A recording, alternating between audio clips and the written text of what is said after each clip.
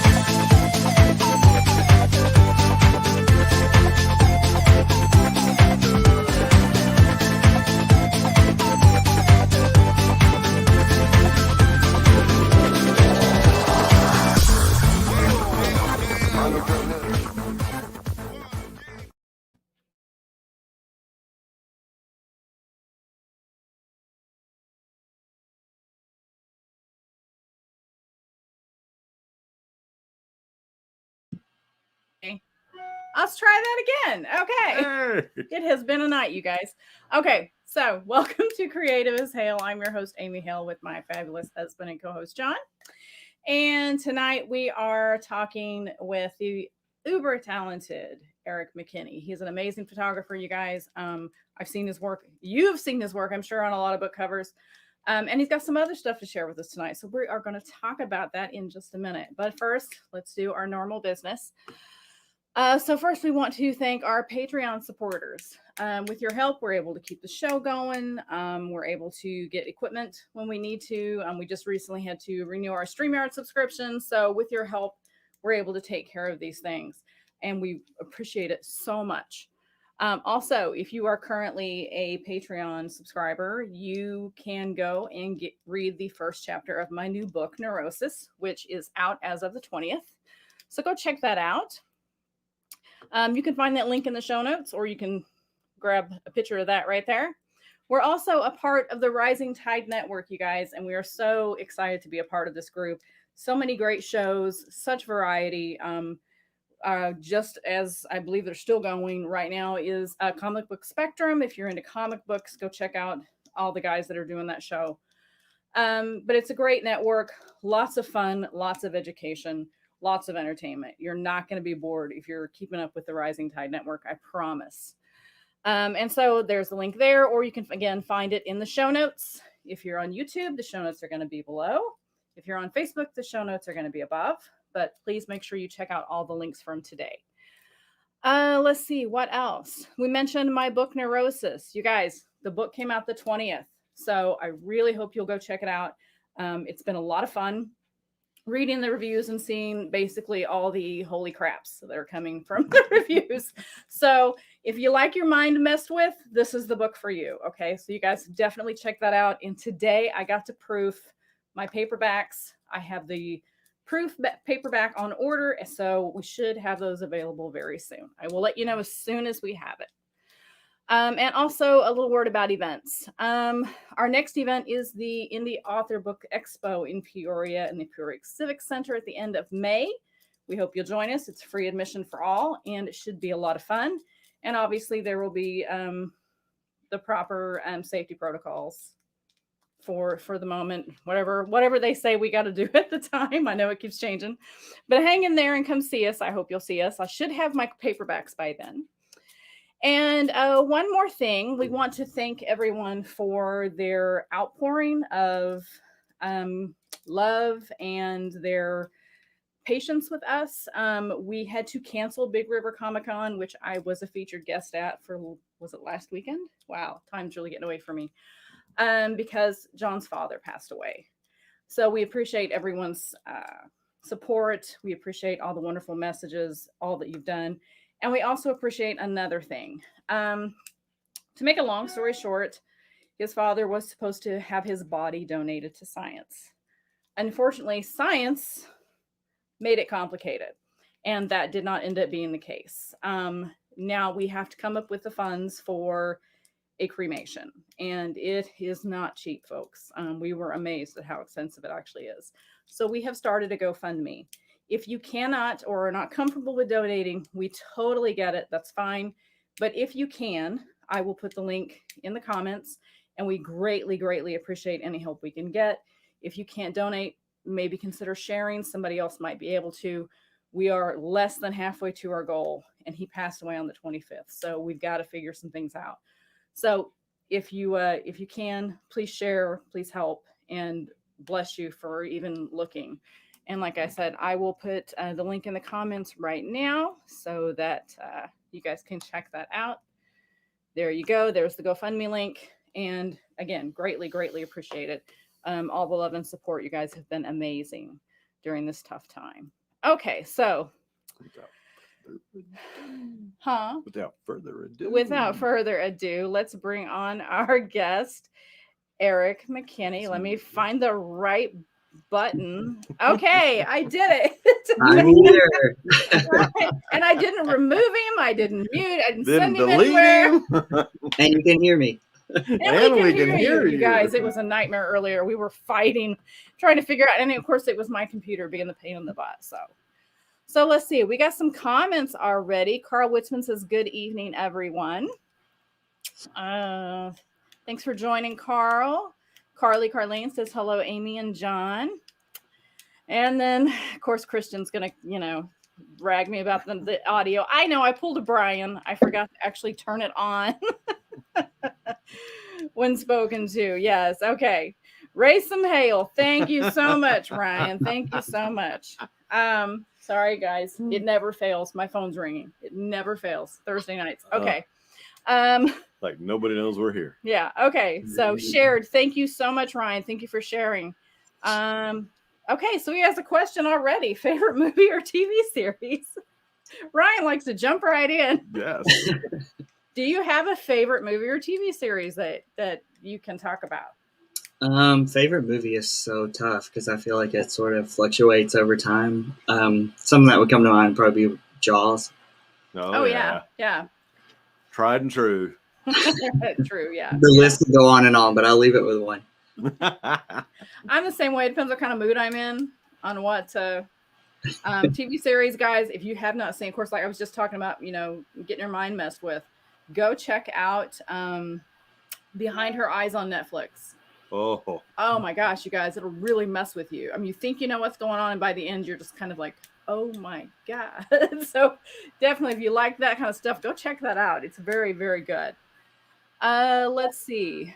Favorite comic book characters is the next Ryan question. Do you read comic books? I did as a kid. Big X-Men fan, Spider-Man fan. I probably would go with like Jean Grey. Yeah.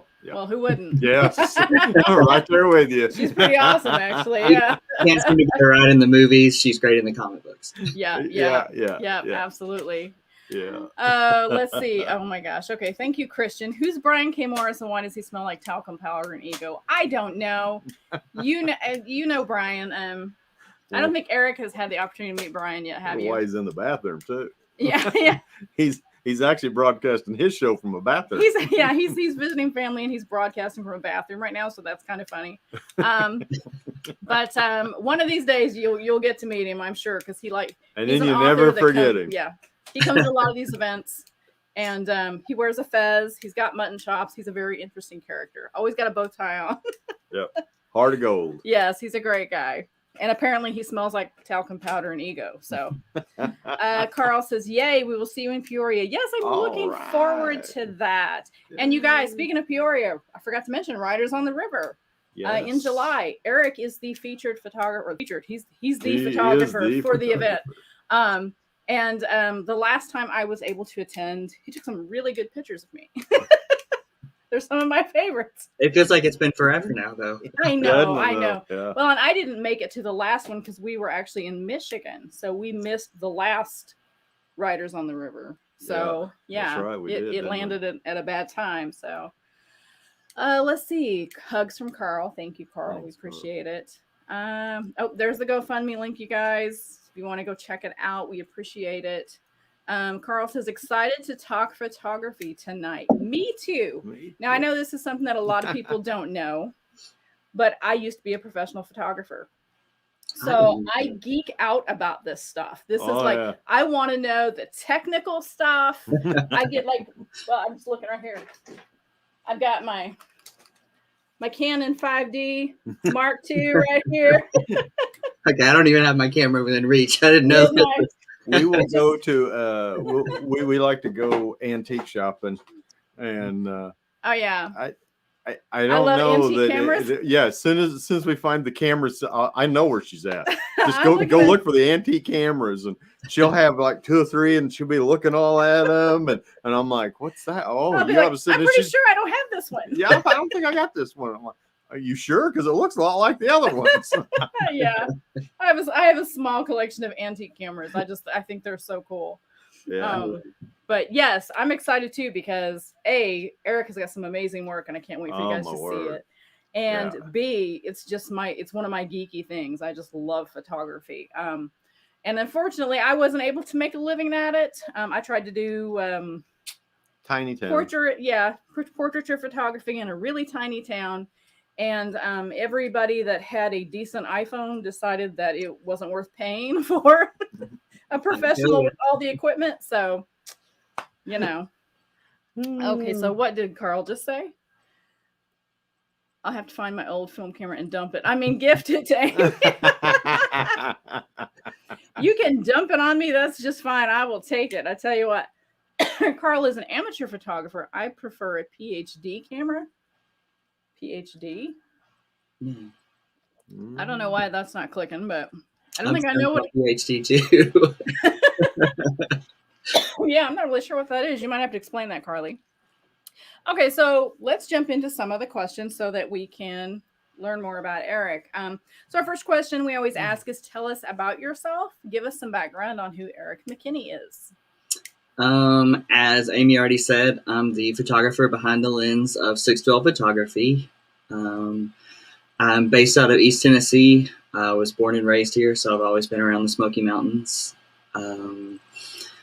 I have been doing freelance photography since the beginning of 2014. It's been a full-time career, and it's been amazing to just watch the business grow and take off. I'm so thankful that every day I'm able to travel and shoot photos, which is the 2 things that I love the most. So very grateful. That's awesome. And you're in a pretty area, man. East Tennessee. Yeah, that is a pretty area. Yeah, that's one of my things is, even though it is not easy to carry around, when we go on vacation somewhere pretty, I take the big camera and I haul it with me. Always take the good camera. Yeah, because we've got our house is decorated with photos, big like canvases from our vacations and things. We got the ocean and sunset and different stuff that they turned out well. And I was like, let's put that on a giant canvas and stick it in the living room. No, that sounds awesome. Yeah. So here's a question that we actually had too. What kind of camera do you use, Eric, or what kinds of cameras should I probably ask? So I'm a Canon guy. Right now I'm shooting with a Canon 80D. Yeah, it's a good thing that we're on the same team there. Yeah. No Nikon users, no. And pretty much I've had an 80D since probably 2017, and I update about every year and a half or so, or when it just stops working because I've used it way too much. And then as far as like lenses and stuff, basically I just keep to the simple kind of stuff. 17 to 55 is what I typically go to. It hits the sweet spot for all the shoots. So I've got other lenses, but I always find myself migrating back to that one. Yeah, so why waste the time with switching lenses? We tend to have a favorite. My favorite is right now is my 85 millimeter. I love the prime lenses. So my 85 and my 50, the nifty 50 is great, but I really like my 85 right now. Of course, I drool every time I see an L lens, but I also cringe because I see the price tag. So I've never owned an L. I may never own an L, but I do like the way they look. I love that they've got a low aperture and you can do so much with them, but wow, that price tag just chokes me every time. I'll be honest with you, and I have purchased an L lens, and I still migrate back to I got a Sigma lens, so it's an off-brand, not even Canon, and I still love it. So I'm a big believer, and it doesn't have to be the best or the most expensive. No. If you know what you're doing with it, it'll work for you. That's true. If you know what, exactly. And I know people have talked about. I've had people ask me, which I'm sure you probably get the same questions. if I want to do this, what kind of camera should I get? Or, you know, and I always tell them, you know, what do you want to do with it? A, and B, you know, do you know how to work a camera outside of, well, okay, so Carlene, she just pushed. Yeah, She said, so a PhD is push here dummy. I've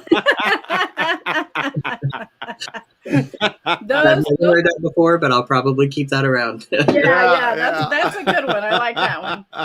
So I got a PhD. I got a PhD. I got a couple of those. I got a phone that's that way too. But you know, I ask, you know, people ask, and the first thing I ask is, well, A, are you going to do with it? And B, do you know how to use anything other than just the push here dummy, the auto? Because if you don't, and you're not going to learn, these expensive cameras are a waste of time for you. You know, yeah, they don't know how to use everything that comes on it, the manual, how to adjust aperture and shutter speed and that kind of stuff. Why spend the money? Just go get a good iPhone, which actually might be more expensive than some cameras. Some of these cameras, think about it, but now that I think about it, yeah, maybe just go get a good camera. But yeah. So do you get that question a lot? What kind of camera should I buy? I do. And pre-COVID, we have an art center here locally, and I was actually teaching some photography classes there. And I really enjoy just sitting down with somebody who looks at a camera and is like, what the heck does this do? Does this knob do? What is manual? What does that mean? You know, and just to explain to them, and usually I'll take them outside and we'll just shoot a few different things. And when the light bulb goes off and they're like, oh my gosh, I had no idea I could do this. I could actually do manual. So I really enjoy teaching that. It's cool to see people kind of start getting it and understand what it does. When my kids were in 4-H years ago, I taught a photography class in their 4-H where we played with slow shutter speed and light. So we went in a dark room and I gave them a glow stick and we turned the shutter speed way down, and they, you know, made shapes with the light, and they had so much fun because then they could see what they could do with it. I didn't know they could do that with a camera. So they didn't know that was possible. And I'm like, oh gosh, guys, there's so many things that are possible. It's overwhelming, you know, to teach the photography class to somebody who hasn't done it. Yeah. But I will say that when I teach a photography class, I teach it the way that I learned. I don't have a degree in photography. I was self-taught. And so basically I encourage them to, you know, play around with it, experiment around with it, learn from trial and effect, and what works, what gets you the photo that you need. And don't be afraid to take a bad photo. There's ways to fix that and learn from it. Oh yeah. And there's going to be a lot more bad photos than good photos for a while. And you never know, you may look back at that photo that you thought was horrible and it's, you know, you appreciate it later on down the road. I've done that a few times. Absolutely. What were you going to say? His photos are amazing for being self-taught, and I would not have guessed that. He taught himself well, you guys. Yes, amazingly. Trial and error, a lot of it. I did a correspondence course from the New York Institute of Photography. And I think it was a 3-year course, and it took me 4 years to finish because of, you know, life and kids and whatnot. But I still feel like I got a lot of information, but just getting out there and doing it taught me more than probably what I learned in the class. I mean, it helped me figure out what some of the stuff does, but it still didn't really teach me how to see things properly or how to, figure out the lighting or whatever. You just got to be in the moment and figure it out. Right. So let's see what other question did we have here? Oh, so Carl says use Kodaks, Yashica, Nikon, Mamiya, Canon, etc. We have a Minolta, a little film Minolta. Yeah. Somewhere. Yeah. So do you specialize in landscapes, portraits, or just whatever you feel like at the moment? I definitely specialize in fitness portraits, editorial portraits, and mostly creating exclusive book cover images. So I specialize in showing a lot of skin on the I shoot. But as far as like something I'm passionate about, the landscape portraits is definitely something that anytime I get a chance, and if it's possible to drive instead of fly, I always want to take the road trip just so I can see more. Yeah, you can pull over. So you guys, we're going to pull up some of these landscape photos that you sent me. So like, look at this, guys. How cool is this? Let me get rid of the comment. Where is This that? is my favorite place on earth. That's Monument Valley on the border of Arizona and Utah. Oh, it's just, Wow. it is so pretty. I love the perspective. It's a motorcycle road too. Yeah, we ride motorcycles, so we definitely are seeing a road trip there. And if you're a Forrest Gump fan, that's a famous shot from that movie. Oh, where he's running. Okay. Yes. Okay, Yeah. cool. Let's see. We also have this gorgeous photo. That's the backyard. Not really, but I was gonna say, I'm really jealous all of a sudden. But in that sense of the word, that's my backyard in East Tennessee. Yeah, that is so pretty. So pretty. And then This is around 4:30 a.m. I think is when this photo was taken. See, there's my problem. Sometimes I'm not a morning person, and getting up early to get some of these shots is a challenge. Let's see. So you got an Orca? That's Yes, awesome. this is up outside of Seattle. I did a whale watching tour and just happened to line up. That's perfect. Perfect. And then where is this one? This one is in Rockport up in New England in Massachusetts. Oh, that's beautiful. Oh, Very wow. small little fishing village town, but that was just kind of an iconic shot. I kept going back every morning and every evening just to see what kind of different light I could get. Oh, yeah. That is gorgeous. It's gorgeous. So I think that's all the landscape shots. Now he also does, like you said, the fitness, does a lot of romance book covers. So and for all you huh? for all you ladies on there now, just hang on. So the one that I just went, oh my gosh, I forgot that he did this, was this one. Brock O'Hearn, you guys. He photographed Brock O'Hearn. And this is when I was just kind of starting out getting my feet wet as full-time photography, and I had the opportunity to shoot with Brock out in Los Angeles. Wow. It was during when the hashtag man bun had really exploded on social media. So I was kind of in awe of being able to work with him. That is cool. I loved his Santa. Was it the water ad? I think it was advertisement where he was the Santa and he was stripping. I'll see if I can find that. It was hilarious. It was really funny. He was good in that. So let's see. So let's show some of these covers. So you sent me some like before shots and then after you put the cover together. So and the covers, just to clarify, after the artist has done that, I don't do a lot of cover design. Oh, okay. So you send the photo, you do the photo, the author buys the photo and then sends it to a cover artist? Yes. Yeah. Okay. So like here's one. And then here is the after. Yes. So it's really cool what can be done with these portrait photos. And that is a really nice looking cover. And it's exciting every time. It never gets old when, and I get a private message on Facebook from an author and they're like, here, would you like to see a sneak peek of the cover? Please don't share it. I'm like, okay, I promise I'll keep it a secret. Well, it's always cool to see that transformation. Because I mean, these are great photos to begin with. And then to see them turn into this is really cool. Especially when you start with one thing and then there's all these layers. It's something I like to play with too, is Photoshop. So I've made one of my own covers and it's not my best cover by any means, but it was a situation where I hadn't had a lot of choice. But it wasn't horrible. I've seen much worse, so I won't complain too much.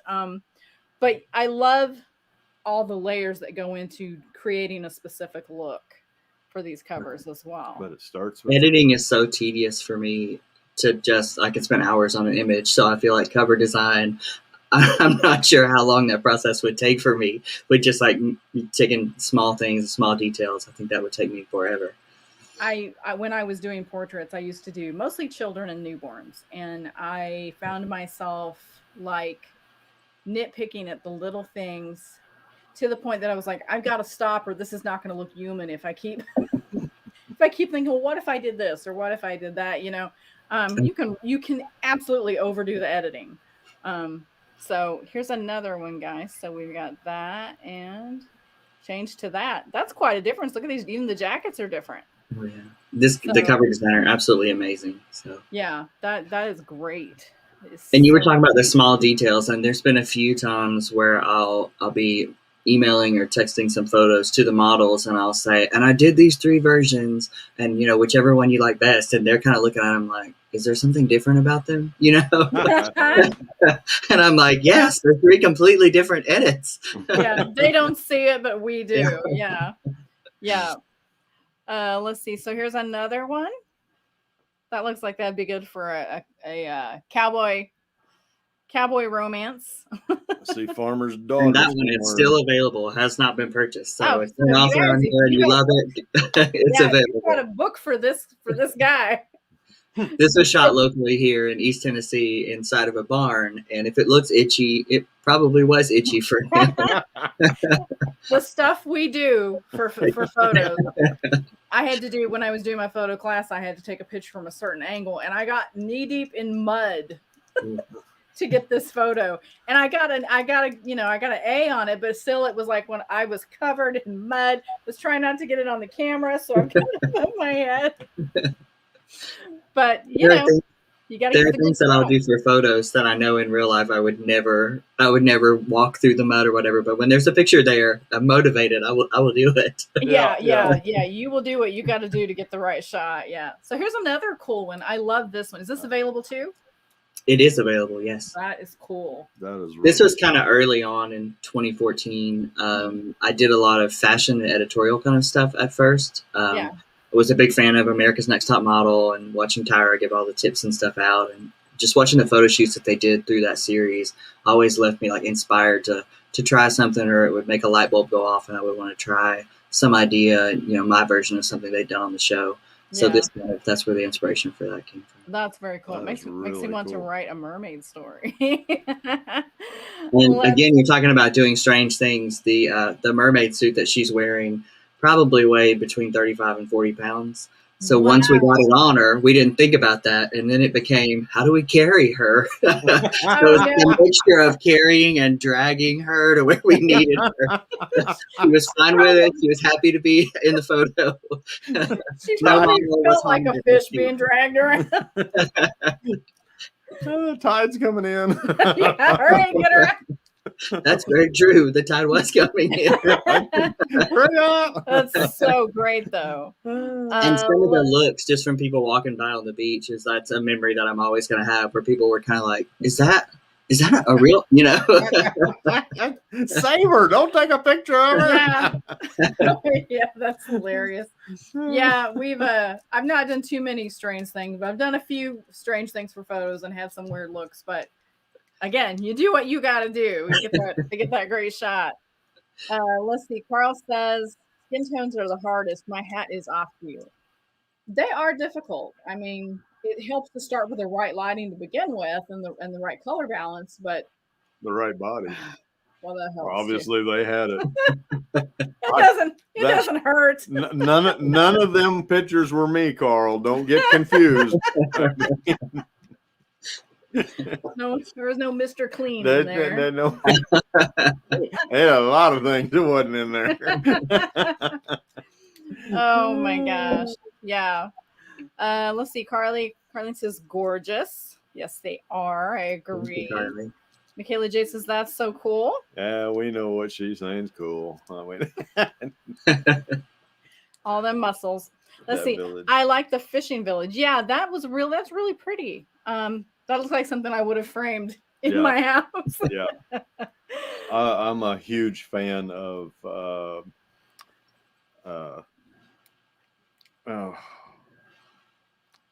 try and find them every time we go someplace. All the marinas. Oh, yeah. I just love all the different colors of the sailboats and stuff in them. And the waters. And Yeah.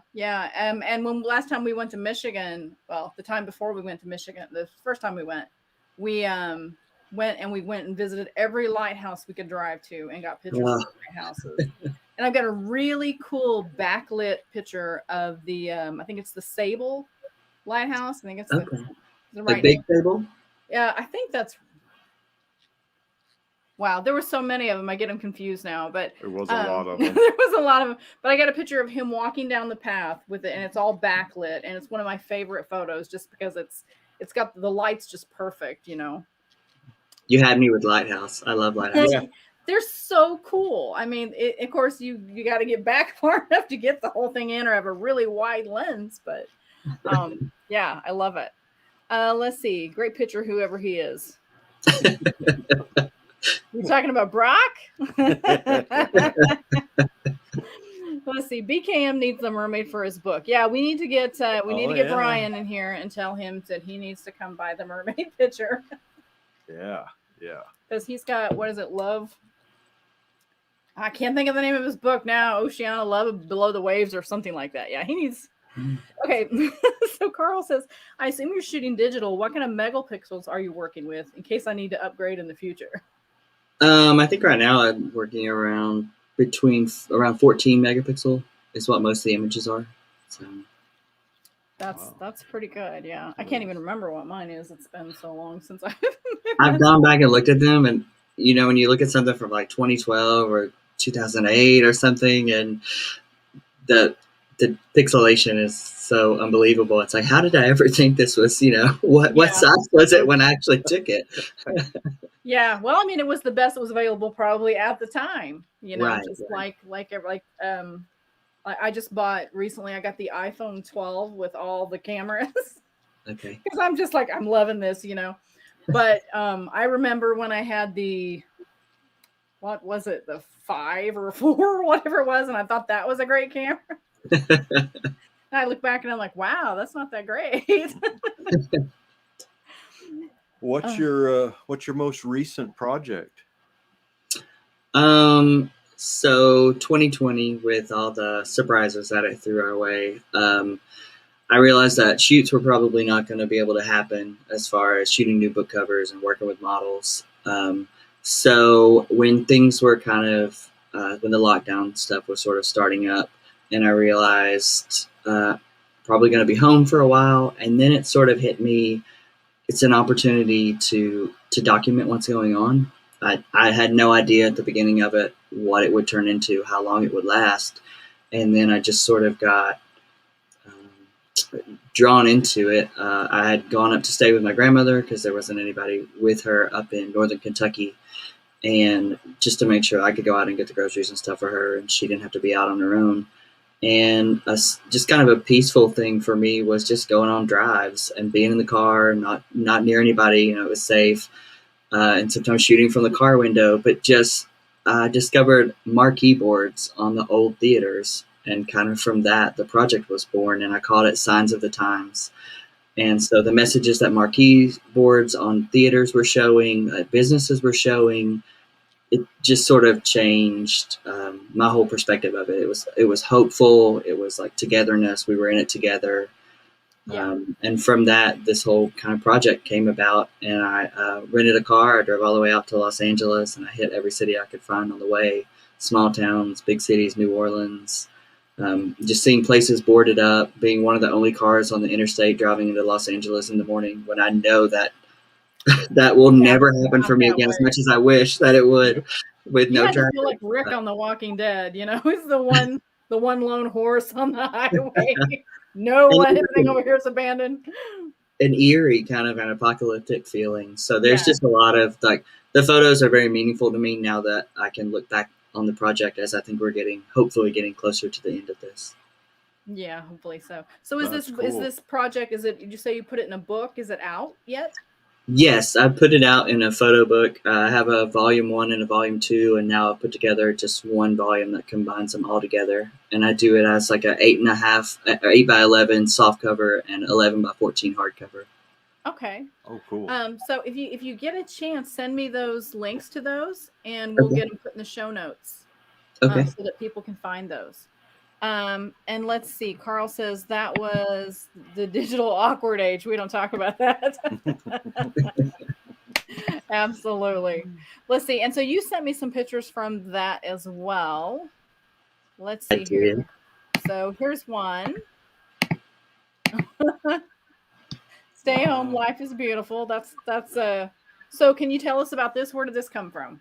So that's from Los Angeles, and it's painted on this side of a huge, probably 3 or 4 story building. And just, I didn't know exactly where it was, and I just happened to pass by it.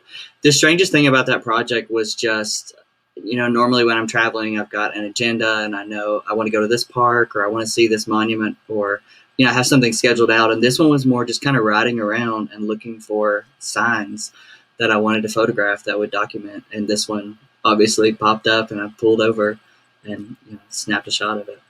That's cool. So you're just kind of winging it and seeing what caught your eye, huh? Mm-hmm. Well, let's see. Here's another one. This one is shot on the reservation lands of New Mexico and the Navajo reservation. And that was probably one of the most, like I said, some of the signs were very encouraging and uplifting, and, we're in this together. And this one, I think, was very real and raw because of what that population was and is experiencing through the pandemic. Yeah. It's definitely hit some communities a lot harder than others. Let's see here. And then there's this one. That is one of the movie theater marquees that I've mentioned earlier. This one's actually in Ohio, but in northern Kentucky, it's kind of right there on the border of Ohio and Indiana. And there were so many theaters that had just interesting messages up. Yeah, I mean, this looks like this could be small town anywhere. The American flag and the marquee sign, and and it's something that it's a message that I think everybody tried to get out from the get-go.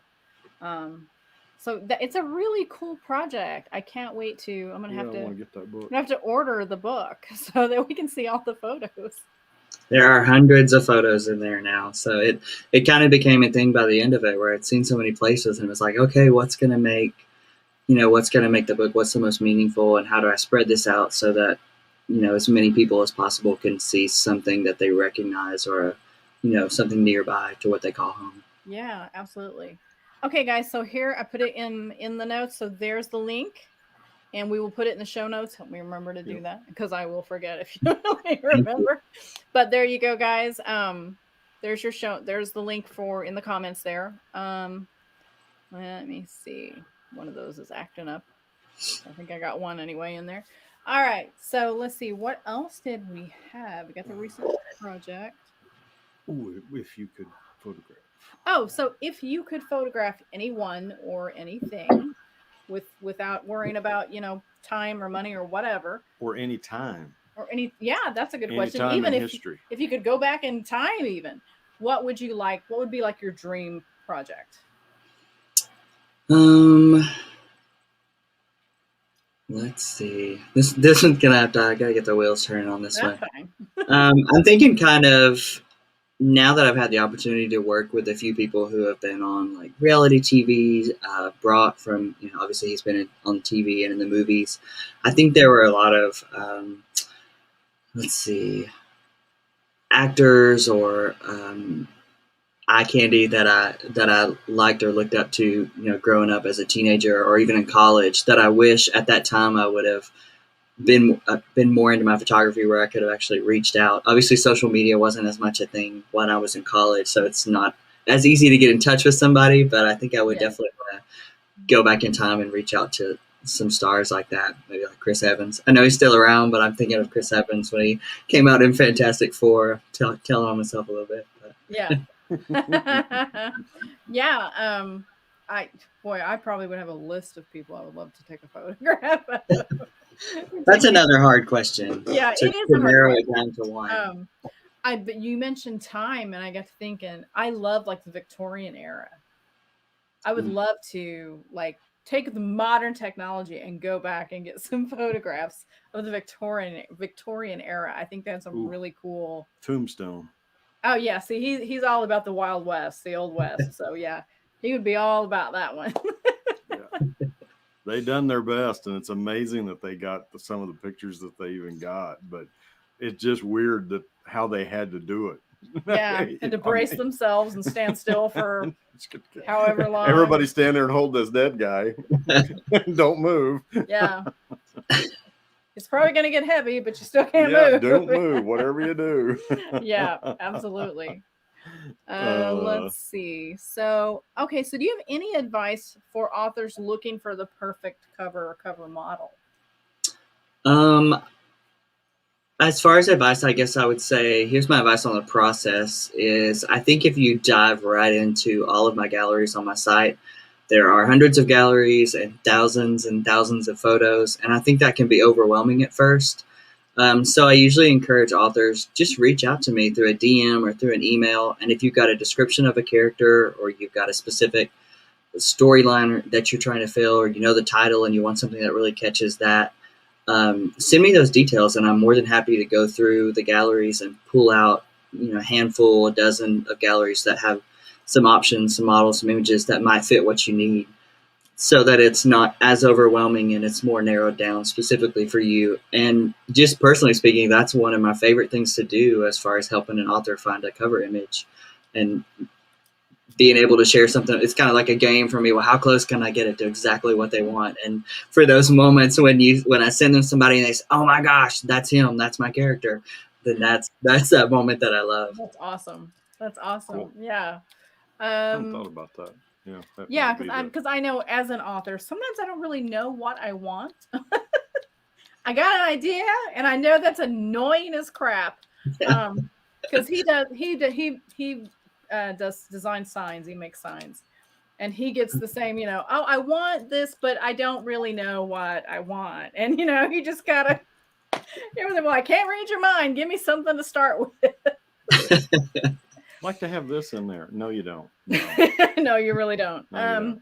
But yeah, it's as an author, that's something that I try to think about. What am I envisioning with my cover to look like?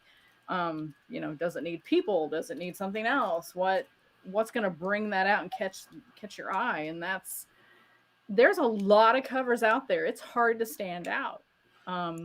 So you want to have the best cover that you can possibly get. And one of the other options that I have is the Facebook group, the Covered by 612 group. That's just private, just for authors. Mm-hmm. And I'm constantly trying to post new photos and even go back and post photos from years prior, just in case they hadn't seen those photos or they hadn't scrolled back far enough. Mm-hmm. And I think that's another opportunity, just to scroll through there and you get like one photo at a time instead of hundreds in front of you at one time. And sometimes maybe a light bulb goes off and you think, oh, this could fit. This is what I want. Let me see more. So yeah, I remember that group. There's always photos to look at. Huh. Now I know what she's doing up at midnight. I'm book cover researching, honey. Right. So this thought just occurred to me. It like in movies, there's always the leading man and then kind of the not so leading man person, that are in. Do you ever get requests for, I'm looking for this, maybe a more of a bad guy appearance than a pretty boy? Seem like the villain? Yeah, more of a villain person, Oh yes. Is it just always No, it's a mix of everything, and sometimes I'll get feedback and they'll say, "Oh, it's a little too nice for me," or "It's a little too sweet for me," or "Oh, that he looks like he's too devious," or or "Oh, he looks like he's a little too shy." And sometimes for being at the shoot with a model, I'm like, "Shy? No way!" So I think it's very relative, just an author kind of transferring on the photos when whatever you see when you look at that model, what that speaks to you. So, but I do get requests. I've had requests for somebody who looks a little more badass, or somebody who looks a little more, like you said, like a villain. Somebody who looks grumpy or stern or dominant, a little bit of everything. Somebody who's not pretty. I get it all. So I have a chance still. A little more rough around the edges. Let's see. Carl says, are you on Flickr? I am not. I used to be a long time ago. I don't even know if I would know my login at this point.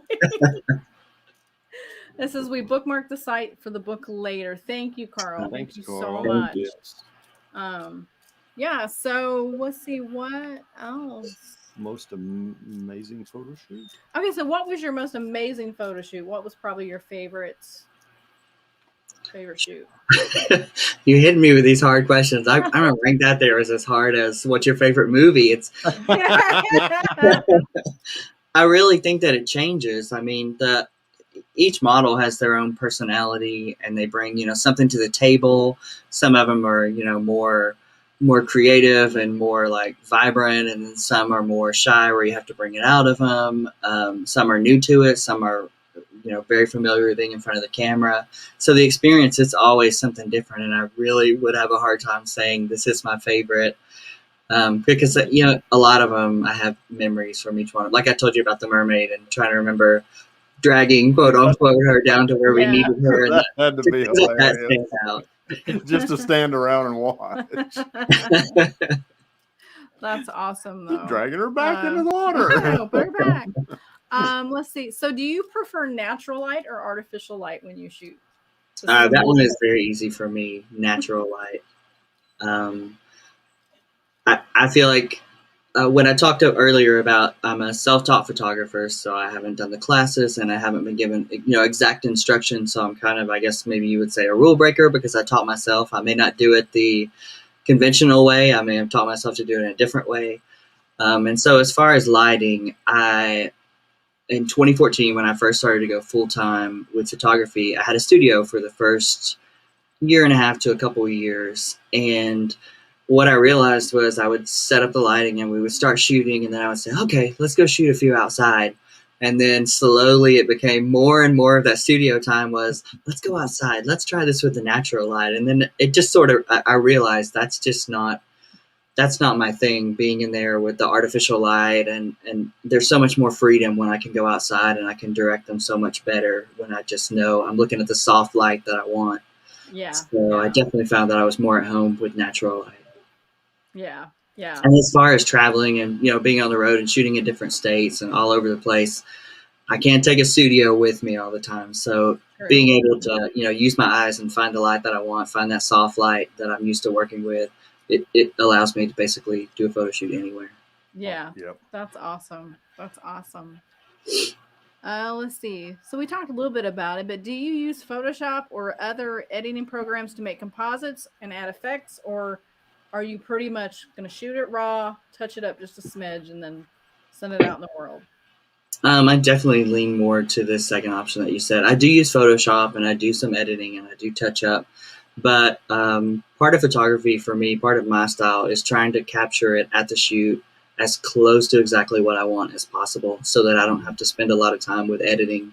And I really like for the image that I put out there to show you what I saw, what I wanted to capture. Yeah. Instead of editing and touching up a lot or airbrushing, I want you to see it, like you said, raw, like I did. Yeah, that's awesome. So what you see in my photos is what was there in front of me. There's not a lot of airbrushing. There's not a lot of added touch-ups. So if they've got abs, the abs were there at the shoot. You didn't paint them on afterwards, I right? didn't paint them on. Well, I'm in trouble. So Carl says there are 17 Eric McKinneys there. That's why I asked. Flicker's busy. Wow, yeah, that's a few. That's a few. Let's see. So do you have you spending time taking photos of like wildlife? I have. So when I was in college, I had a scholarship that allowed me to do a lot of international travel during the summers. I had a stipend that was specifically earmarked to be used on international travel. And one of the trips was to Southern Africa for 3 weeks. Oh. And so, going back to the question you asked a little while ago, if you could, what shoot would you go back to, or if you go back in time, I think I would take me now back to Southern Africa now that I know a lot more about what I'm doing, and instead of, point and shoot, now I would have used manual. And so. Yeah. Oh, yeah. That long answer for what the question was. Wildlife. That had to have been awesome. Really. They're man, all their stuff down there is just unique. Yeah, it really is. So let's see. Do you have any advice for those wanting to get into photography? I know you said just get out there and shoot, but is there anything else that you would recommend that they start with? Basically what you said, just get a camera, get out there, shoot, and, learn from your mistakes, learn from trial and error, learn from just testing stuff to see, do I like the way this looks? Do I not like the way this looks? Kind of figuring out a lot of the answers or a lot of the questions that you ask me. Do you like natural light? Do you like artificial light? Do you like landscapes? Do you like photographing family members, grandchildren, kids? Yeah. As a kid, were you into the photography back then? A little Polaroid and stuff, or was did something click that made you, oh, I want to do this? It's really funny that you mentioned Polaroid, because I was trying to go back in my head earlier and think of when I kind of got started in it, and I really had forgotten about the Polaroid. But yes, that was maybe like 4 or 5-year-old me photographing. Oh, I'm really going to date myself. Photographing He-Man toys set up in the floor. Yeah. Our daughter still has her Polaroid. It went on to family members would buy me like the wind-up disposable cameras that you take to Walmart or Walgreens and develop, and have to wait for the 2 or 3 days or a week, however long it took for them to come back. Man, when the 1 hour photo came along, that was awesome. 1 hour photo was amazing. It was. I remember taking our family vacation when I was 16, and we went through Arizona, New Mexico, California. And we'd never been there before. So it was like my dad bought us all the disposable cameras. I was using the crap out of that thing. But you get your pictures back and you're like, what was I trying to take a picture of? Accidental pictures in there of the floor or someone's foot, and you wasted money because you developed all those. So, now you're like, great, there's about 5 in here. I don't want copies of these. No, I don't want these. Yeah.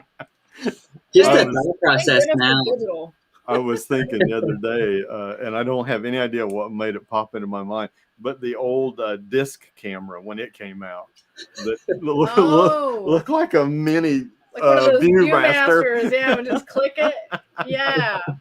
Yeah, I was like, man, why did you come up with that? Oh my gosh, I hadn't even thought about one of those in forever. And then there's the little one that looks like a spy would use, a little skinny one that had the little blue light flash on top that was square, and you click it and it would go pink. Yeah, it would turn around and you got 4 shots. There you go. Yeah. I can't say that I remember that one, but I know probably around middle school when they had started coming out with more like a digital kind of image, and it was the floppy disk that you would put in, and it would hold maybe 3 or 4 images. Yeah. My mom, and it was like huge. Yes, it was massive. It's like this big, and you put the floppy disk in, and you took the pit. Yeah. I don't remember that for some reason. That was when, digital cameras were just coming onto the market. Kind of like the I'm a trigger happy photographer now, so I'm shoot thousands of images every shoot. Oh, yeah. And that hasn't changed a lot since back then. So it was like floppy disk in, floppy disk in, 50 floppy disk of images. Put it in the computer. Crap. Take it back out. Clean it off. Put it back. Format. Yeah, when she was first getting her stuff, and I was all cool with it. I was like, yeah, that's neat. Not because I had a little one that we use at work for doing surveys and stuff, and I'm like, wow, this thing holds like 9,000 pictures, and I'm like, man, that thing will last me a lifetime. And she's over there at the buggy, and she's got like 6 of these great big ones, and I'm like, how many pictures you plan on taking? You never know, you might find the perfect one in that little bunch, Oh, let's see. So McKayla says, Eric, I want to say thank you again. When I first got into this writing business, I reached out to you about getting photos for my covers, and you spent time explaining the ins and outs of buying photos. Oh, awesome. That's awesome. That is really That is awesome. Because it can be confusing. Yeah. It really can. I mean, there's so much about publishing a book that can be confusing and overwhelming, and that's just one aspect. And like you said, when there's 1,000 photos to choose from, it's always nice to have somebody guiding you along the way. Carl says, we really love the move to digital. You don't have to wait 2 weeks to see the results. Yes, yes.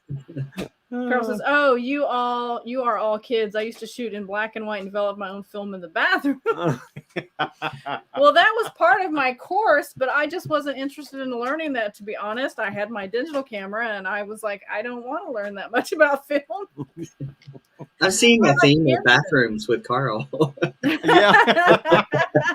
Just kidding, Carl. We understand. Carl was one of the original caveman painting pictures. He actually painted while he was chipping on it there. Yeah, that would be Brian too, You'll right? see a picture of a caveman with a cigar. That was Carl. That was Carl. And then if you saw him with a fez and mutton chops, that's Brian. That's so, Brian, yeah.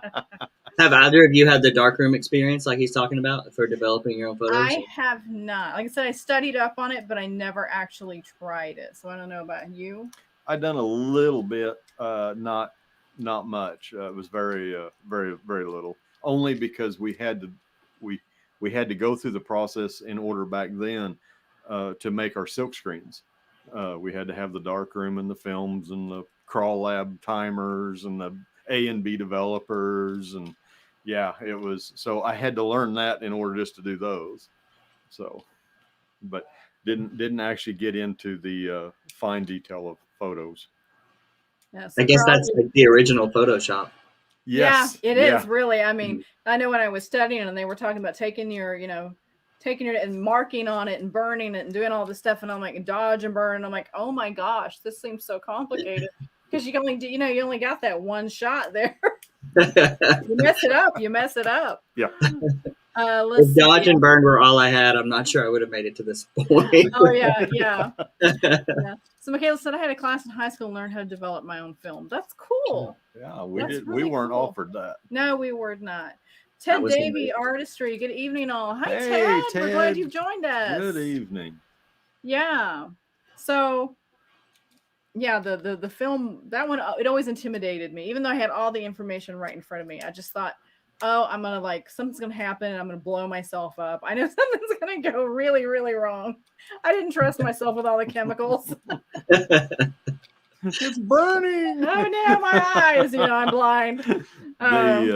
My still to this day though, my favorites are black and whites. Mm-hmm. I really love a well done black and white image. Yeah. I think black and white is definitely something that a photographer has an eye for. I'll just say I don't think that I have the eyes for that. I don't see things in black and white. I see all those vivid colors. So it's really rare for me to look at an image and be like, oh, that might actually look good in black and white. But as far as just shooting in black and white, I pretty much never do that. I like that I can shoot in color and then convert to black and white. That way I've got two options. Yeah, because I'm the same way. I like the vivid colors. I like bringing out that, all the deep hues and the different shades. I'll see an image, usually a cover model or something, and I'll think, wow, that would be a 50s pinup or something or 40s pinup in black and that would have been perfect. It would have looked better if you'd have done it in black and white than in your full color, and because sometimes you'll see that and it just looks like it ought to be old, and I think probably the outfit has a lot to do with it. Yeah. Probably the environment, the atmosphere. Yeah, the old leather jackets and stuff like that. It just, I'm thinking of what was the guy's name that died? James Dean. Yeah, James Dean style back in then.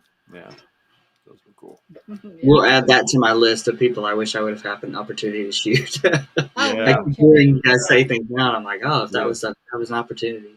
Yeah, and I was going to say, when you're talking about black and white photos, down on the road is Alligator Alley going into the Everglades, and I cannot think of this photographer's name right off the top of my head. I should know it. He's amazing at what he does, but he shoots landscapes, and a lot of them are in black and white, and they're just stunning. But again, I'm in awe of how he sees it and is able to capture that contrast in the photos. Yeah, because it's not just like there's black and there's white, and here's the difference. There's so many varying shades and some grayscales in there. And they can bring on an eeriness to them that. Oh yeah, they can definitely feel creepy depending on how you. Yeah. As when I started writing, I was in a writing group, and we did like prompts to kind of prompt each other's stories, and that was when we lived in Ferguson. He had an old shovel in the basement that was leaning against the back door. The door went out to the yard, and I took a picture of that in black and white, and kind of did a vignette around it, where it just looked like the darkness was kind of closing in around the shovel. And then I shared that with the group, and I was like, hey guys, do you want to try something different? Try taking a picture and using that as a writing prompt. And because I was still enjoying the photography at that point. And that prompted some really creepy stories just from the shovel and the black and white. It was really fun to see what everybody came up with. The body half buried probably didn't hurt either. The feet sticking out of the ground. Yeah. That sounds like a great activity, like a brainstorming thing, though, to definitely get a story out of it. Yeah, it was really fun too. Let's see. Okay, so the new trend is to make the model in color and the background in black and white. Yeah, I could see that too. I Make think it stand out. I've seen it the other way too, with the color and the background. I've seen it both ways. Yeah. So I mean, whatever catches the eye is what you got to go with. Like you said, there's so many covers out there, so there's such a variety of the styles of the different authors like different things and look for specific things. Yeah, and you've really got to try to. It's hard to come up with something unique that maybe will stand out in your genre and fit your story. It needs to fit the story. Yes, nothing drives me crazier than reading a story with the protagonist being a blonde, and then you've got some guy with really dark hair on the cover. Come on, people, get it together. What was that again? I grabbed the wrong book. I have done that. I have looked at the cover and read, flipped it again, looked at the cover and went, well, who is this person? Who's this guy? Listen, sometimes it's because there's a shortage of blonde models, okay? Yeah. Like, it must have ran out that day. I just really like the way this one looks, though. Well, see if you can put a wig on him. Rewrite the book. You asked earlier if people ask for like specific types of like vibes for a character, but also they do ask for specific things like eye color and hair color and types of hair and length of hair, and sometimes it's sort of like a what was the game? Guess Who? And so I got like all the like, oh no, that would have been perfect, but she said blue eyes and it's brown eyes. So. Oh yeah. So do you also get like tattoos, no tattoos? Yeah, that kind of, those requests as well. Absolutely, definitely. Some are looking for ink, and some say nobody with tattoos. So no piercings, no ink, and then they want all the piercings and all the ink. Yeah. Let's see. So she wants to know, Eric, do you spend a ton of time marketing, or do you let your work speak for itself? I do spend. I don't know if I would say I spend a ton of time, but I do have to. I have to do a lot of marketing. As far as through social media, as far as marketing myself to models, to bring in new models, sometimes to bring in people who've never been in front of the camera before, to provide new faces. But luckily, before I got into photography, I was working in marketing for a hospital for 5 years. So I have a little bit of experience with that, and it definitely helped carry over some of that into this business to do my own marketing. Oh, wow. That's great. Marketing is, I think, for me, the most difficult part. I suck at it. I really do. I'm trying to learn, but I just wish somebody would do all this part for me. It's the cold calls kind of like feeling, or the salesman part of like reaching out to a new author, and they're probably as scared of me as I am of them, or maybe maybe they're like, please get out of my DMs and stop asking me if I need it. Yeah, but I mean, you just never know where it'll lead, and there's definitely been some. I don't know. There's been some covers. Like I just happened to be, I got like an invitation to a group or whatever, and like yeah, I'll accept it. And I start fluting like, oh my gosh, this is perfect.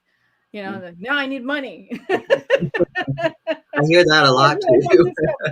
Huh?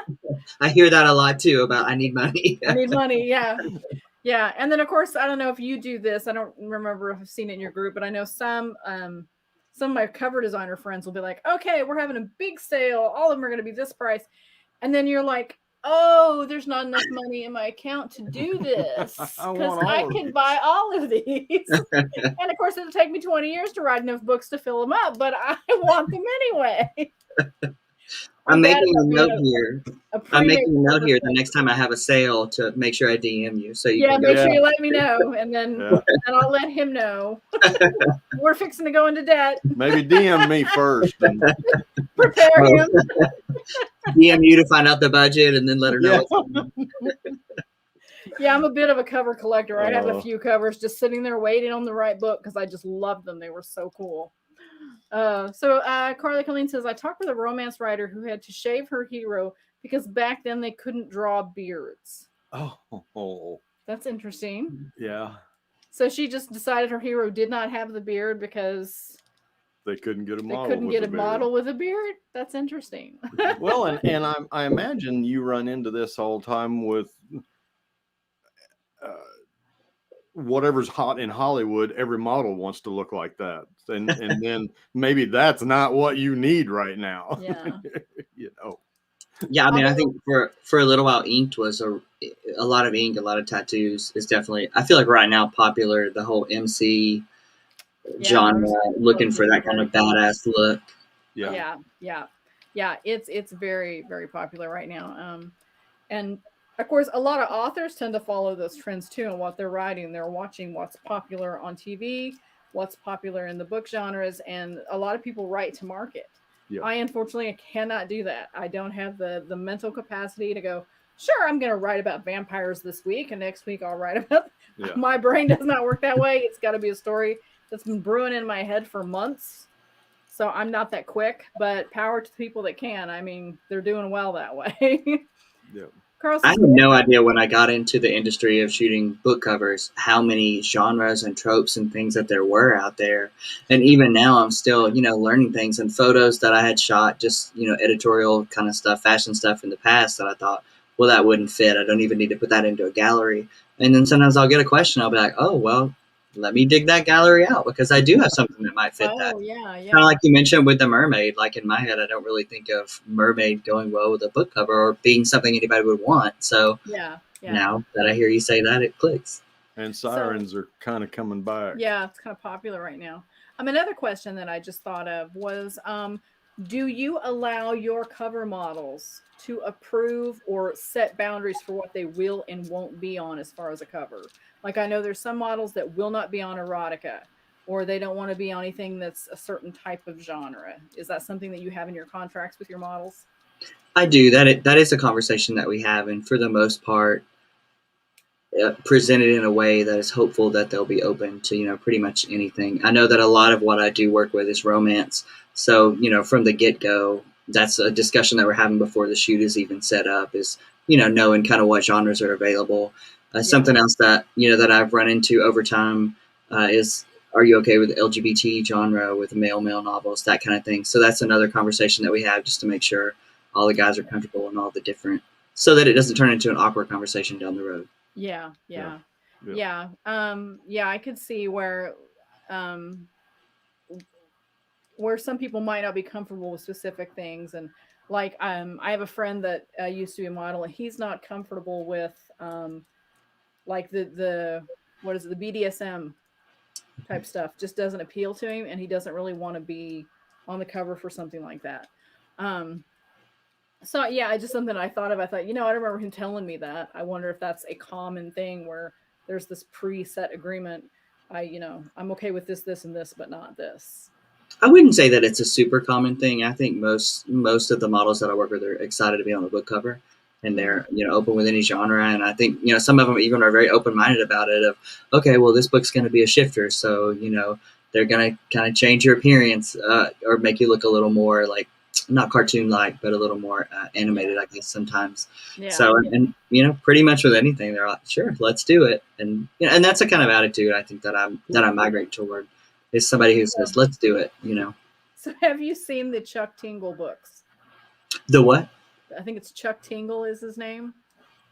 He has these completely outlandish, they're like completely ridiculous stories. Like I met a T-Rex and he did this to me, which I can't even say because it's that bad.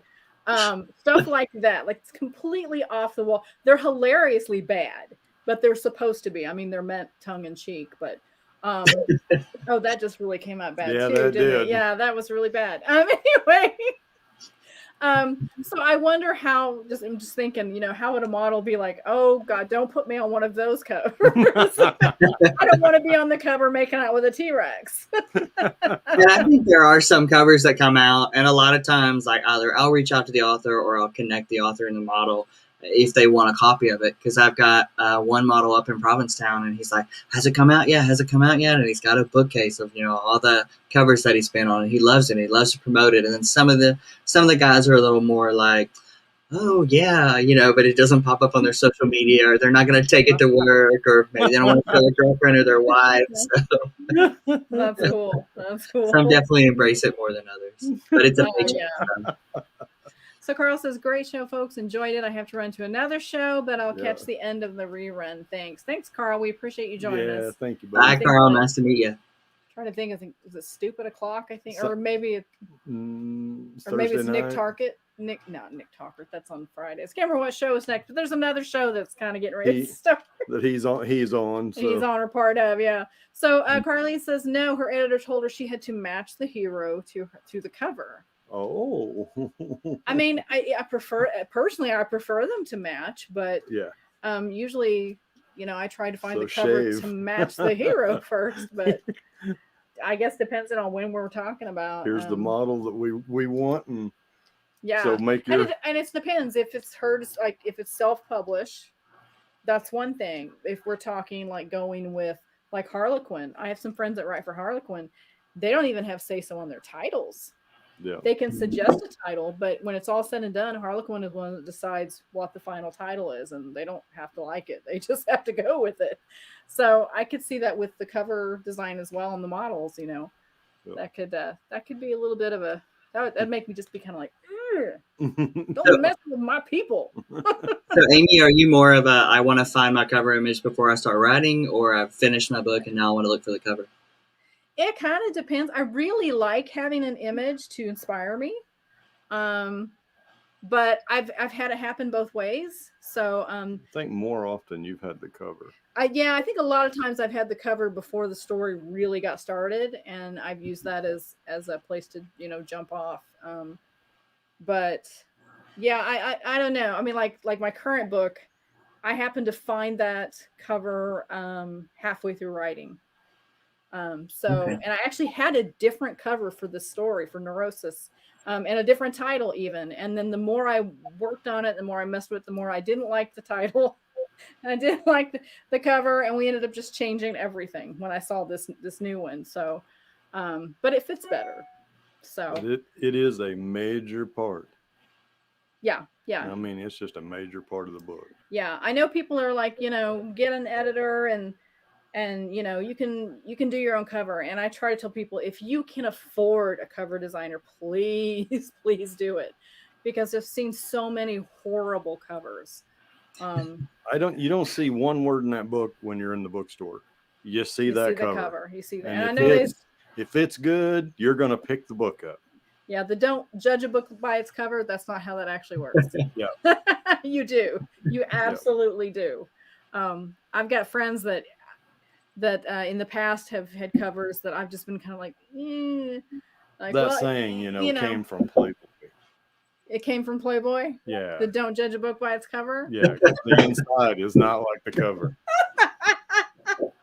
It's all articles, right? It's all articles. Yeah. Something I've seen a lot of lately that people have reached out about is like recovering series. So maybe they started out years ago and they're no longer happy with that cover, or just maybe their vision has changed. And so I've been hit up a lot recently by authors who are looking to recover their series. Yeah. That's a cool idea. Yeah. And there's also things like with in my situation, I've got some books that I eventually want to do an audiobook. But maybe the covers don't fit right now, and I want to just like do audiobook, ebook, print, redo the whole thing. That's a good time to do it when you've got to add that to it. Because yeah, there's a couple that I really want to do an ebook, but the covers, I've had them for so long, I don't even know if the designers still have all the files. It's been a while, but you know, it's change is not a bad thing. It's not a bad thing at all. Oh, I'm trying to think. I was listening to a old time radio show today, and I didn't know it, but the original Gunsmoke was actually, and they played the audition series instead of Matt Dillon, it was Mark Dillon, and they were actually taking it. The writer at that time was going to take it off of a detective series, but just make it Western. So the stories were almost hand in hand, but they were just going to make it into a Western version of that story. And they had the Philip Marlowe, the detective Philip Marlowe. He was the same character, just Mark Dillon. And they played 2 episodes and decided it was not going to work to recoup the story, but just change it a little bit. And then so the new can't think of the guy that played on the radio show, but he had that deep manly voice for Matt Dillon, but when it come time for the TV, he's actually real short and squatty and big around. So they had to change it to James Arness, who's 6'7", you know. And I was thinking that I could see where they would do that in a book. To, you know, we can take this same story and convert it, but it did not play out on the radio at all. It just did not. Well, and you know, even books that are made into like TV series or whatever, like The Vampire Diaries, Elena's blonde in the book, but she's in the series, she's a brunette, which I know a lot of people were just like, this destroys this for me. Because you have this vision in your head, you know, of how they look. Bridgerton, I'm a huge Julia Quinn fan, and I love Bridgerton. But I had to adjust my thinking when the show came out, because the diversity I was cool with. I mean, I thought that was cool that they did that. But like the Bridgerton family trait was the thick chestnut hair, and Daphne was a blonde. And so I was just like, this isn't right. This isn't right. And I had to, you know, I really had to work through that to get back into that series. It's just those little weird things, you know. I was talking to someone about Twilight the other day. I went into the theater to see the very last one. And I won't ruin it for anybody that hasn't seen it, although if you're going to watch it, I'm sure you probably would have seen it by now. But at the end, they changed something from the book. And it's one of those things where somebody that dies that didn't die in the book, and everyone in the theater just went, oh! And then you hear everybody, that's not in the book. And I mean, my friend and I could hear people getting upset around us. There were several people that got up and left. And we were like, well, don't you want to see what they're doing? You know, but at the end, they made it okay. And so now I laugh. I think about all those people that left the theater and didn't get that cool twist that they added to the end of the story. Yeah, that's a challenge to take one thing from a book into a movie. It is. And to catch all those little details that the readers fall in love with, and still be able to tell it in like 2 hours when maybe it's a, you know, 7, 8, 9 hour book or whatever. It's, I can't even imagine. And I know, of course, they have to rewrite the script, and there's a lot of work put into that. So I was excited when a friend is like, oh, I've got, you know, they've optioned my book. And I'm like, yay, tell me how terrifying it is. You mentioned comic books when we first started this, or one of the questions was about it. And that's probably the way that I would relate to that, is when I go to a Marvel movie or a DC movie. And sometimes it is definitely a rethinking and a totally retelling of some stories. You're thinking, wait a minute, this character wasn't this way in the comic books, or they didn't quite look this. And I know they've revamped costumes over the year. Goodness, Superman has changed quite a bit from his original incarnation to now. But he's bulgier. He's bulgier. Yeah, they bulked him up a bit in various places. But yeah, he's definitely everybody's definitely different. Oh, It was like we were at a show, one of the Comic-Cons, and we were having supper, and one of the guys that plays Superman was there at the Comic-Cons, and we were talking about the big thing in radio.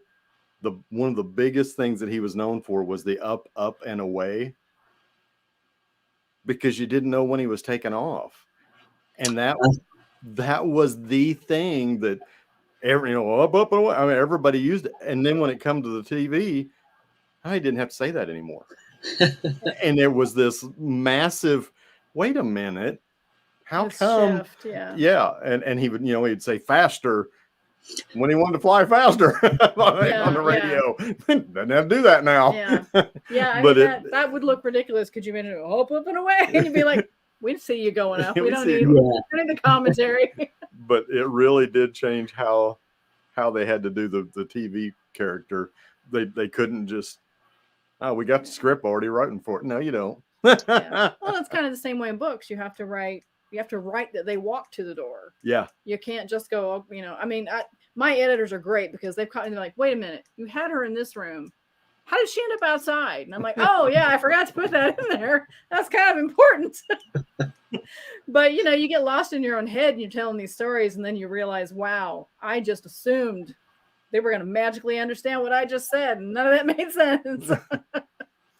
For 2021, do you have anything coming up that's other than, I know you got the Riders on the River show, but do you have more shows scheduled, or do you have more personal projects? Sadly, Riders on the River is the only author event that has survived and is still going this year that I'm going to be part of. But I know next year is going to be really packed with hopefully a lot of events coming back. Yeah, Hopefully I hope so too. I hope so. It seems like we've lost so many.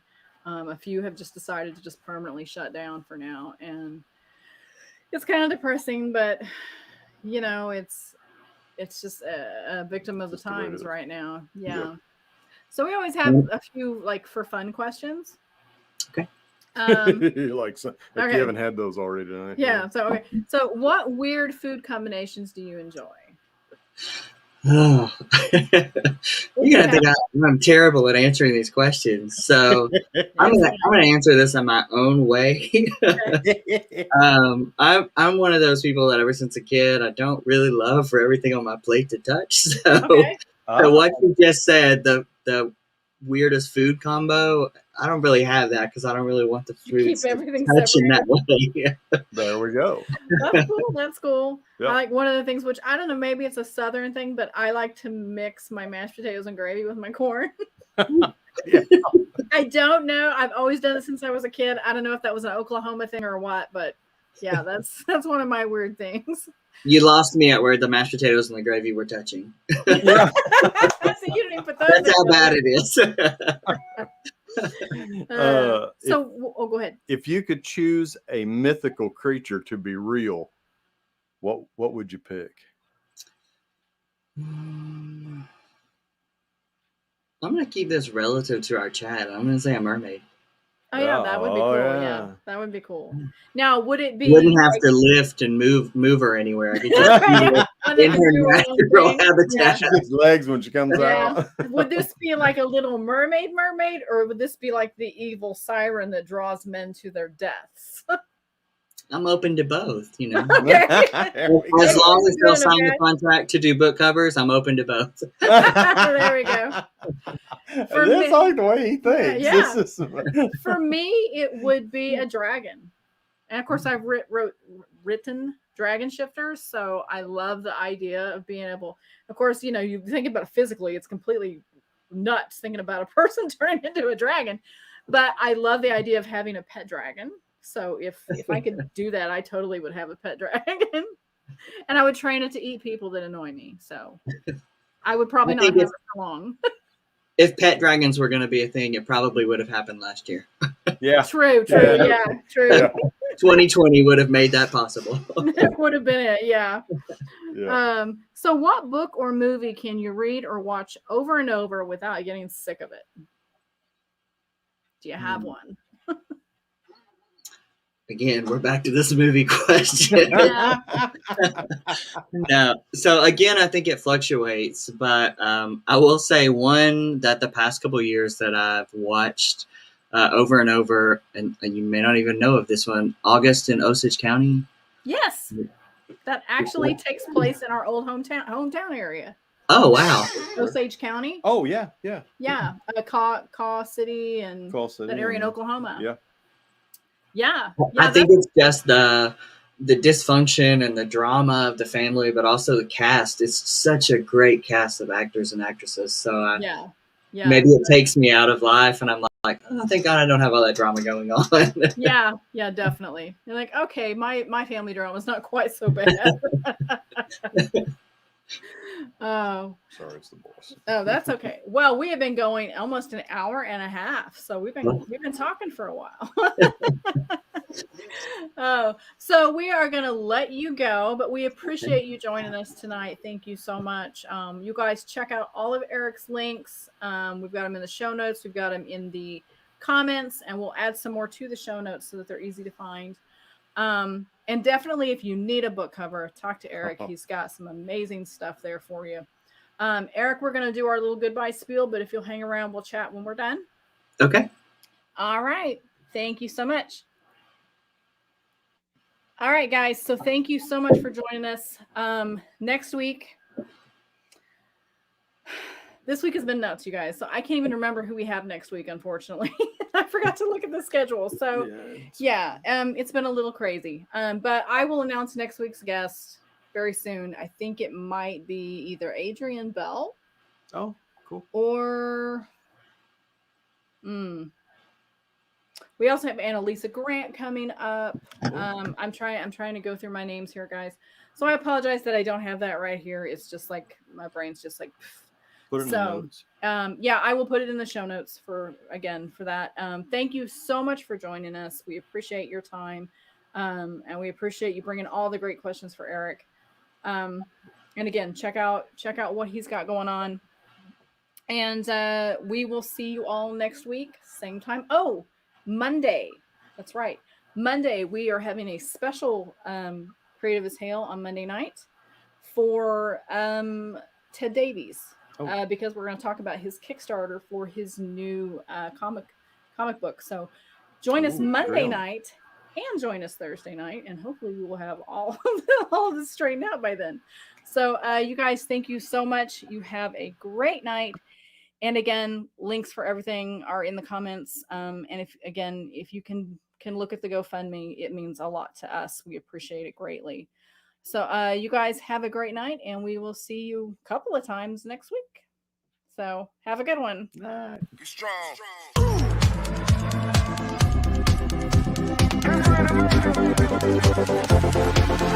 strong.